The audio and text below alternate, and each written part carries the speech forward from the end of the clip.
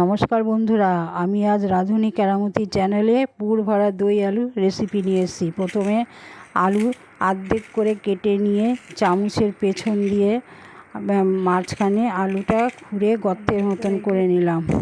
চামচের পেছন দিয়ে খুঁড়ে খুঁড়ে আলুর ভেতরের অংশগুলো বার করে নিলাম, বাটির মতো করে নিলাম। একটা একটা করে সব কটা আলু এভাবে বাটির মতো করে নিলাম। এবার আলুগুলো একটু নুন জলে ভাপিয়ে নেব কুকারে।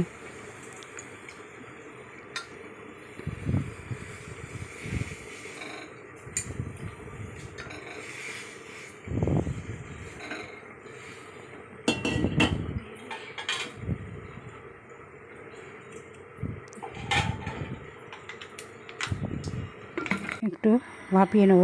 এবার গ্যাসে কড়াই বসিয়ে কড়াই গরম করে সামান্য একটু সাদা তেল দিলাম।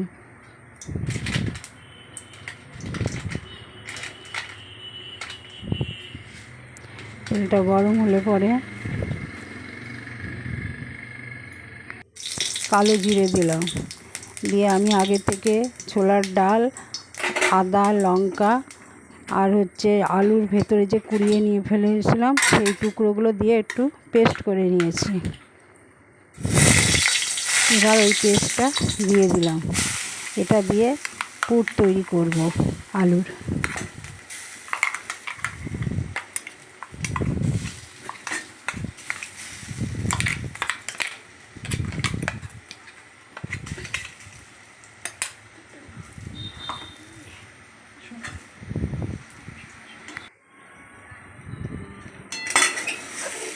এবার ভালো করে নাড়াচাড়া করে এটা মশলাটাকে কষিয়ে নেব। আলু দিয়ে আর ওই ছোলার ডালের পেস্টটা দিয়ে ভালো করে এটা পুর তৈরি করব। ভালো করে নাড়াচাড়া করে পুর তৈরি করে নেব।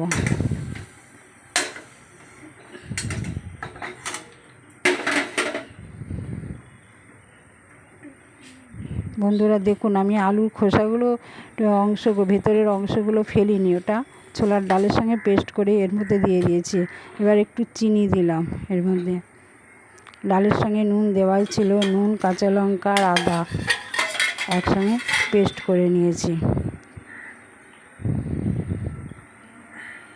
একটু হলুদ দিয়ে দিলাম।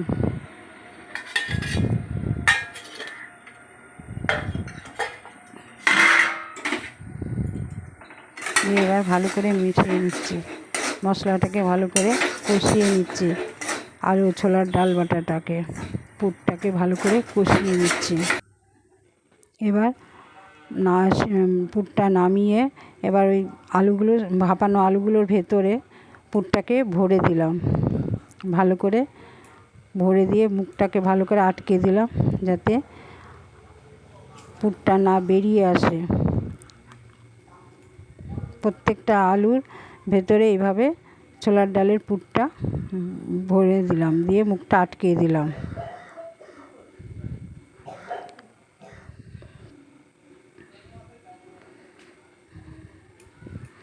বন্ধুরা দেখুন, আমি আলুর ভেতরে এইভাবে পুরটা দিয়ে ভালো করে আটকে দিচ্ছি যাতে পুরটা না বেরিয়ে যায়।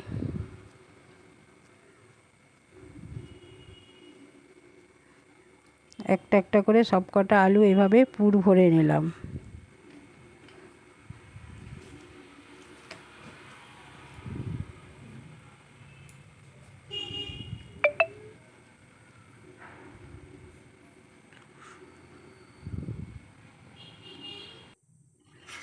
এবার সব আলুগুলো একটা একটা করে পুর ভরা হয়ে গেছে। এবার গ্যাসে কড়াই বসালাম।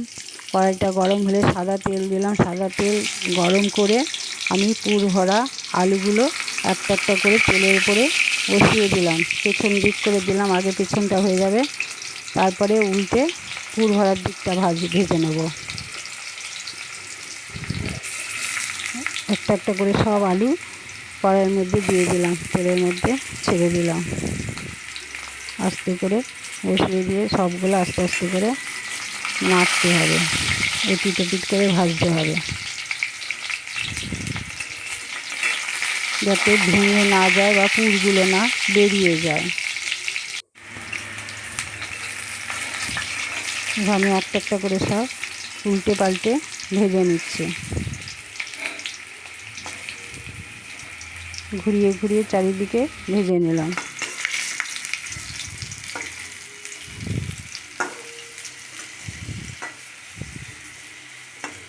এবার ভাজা হয়ে গেছে, একটা একটা করে সব আমি পুর ভরা আলুগুলো সব তুলে ফেলছি।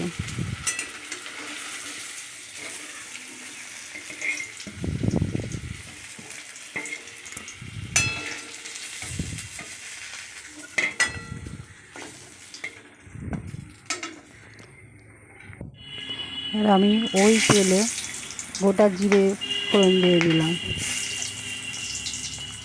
শুকনো লঙ্কা একটা দিয়ে দিলাম,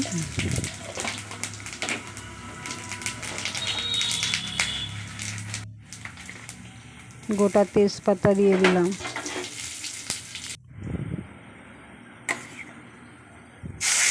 এবার আদার সঙ্গে আমি কাঁচা পাকা লঙ্কা বেটে নিয়েছি, পেস্টটা দিয়ে দিলাম,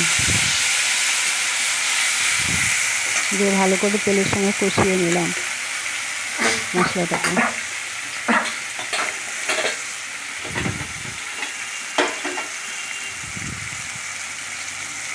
এবার নুন দিয়ে দিলাম, হলুদ দিলাম,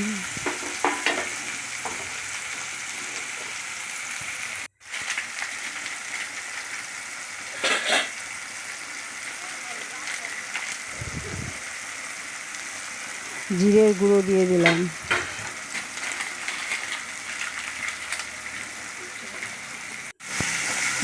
এবার মশলাটাকে ভালো করে নাড়াচাড়া করে নিচ্ছি, খুন্তি দিয়ে কষিয়ে নেবো ভালো করে নাড়াচাড়া করে।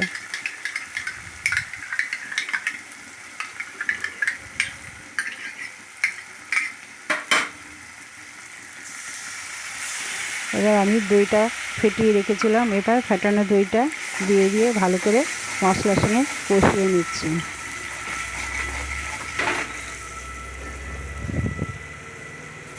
দইয়ের বাটি ধোয়ায় জল দিয়ে দিলাম, দিয়ে ভালো করে মিশিয়ে নিলাম, খুন্তি দিয়ে ভালো করে নাড়াচাড়া করে নিলাম মশলার সাথে, দিয়ে একটু চিনি দিয়ে দিলাম, ভালো করে নাড়াচাড়া করে নিলাম, মশলাটাকে গুলিয়ে নিলাম, দইয়ের সাথে সব মশলা একসঙ্গে মিশিয়ে নিলাম।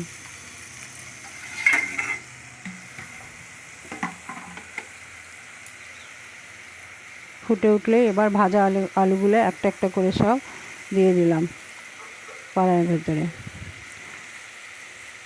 একটা একটা করে সব আলু দিয়ে দিলাম। এবার ঝোলের সঙ্গে ফুটিয়ে নিতে হবে।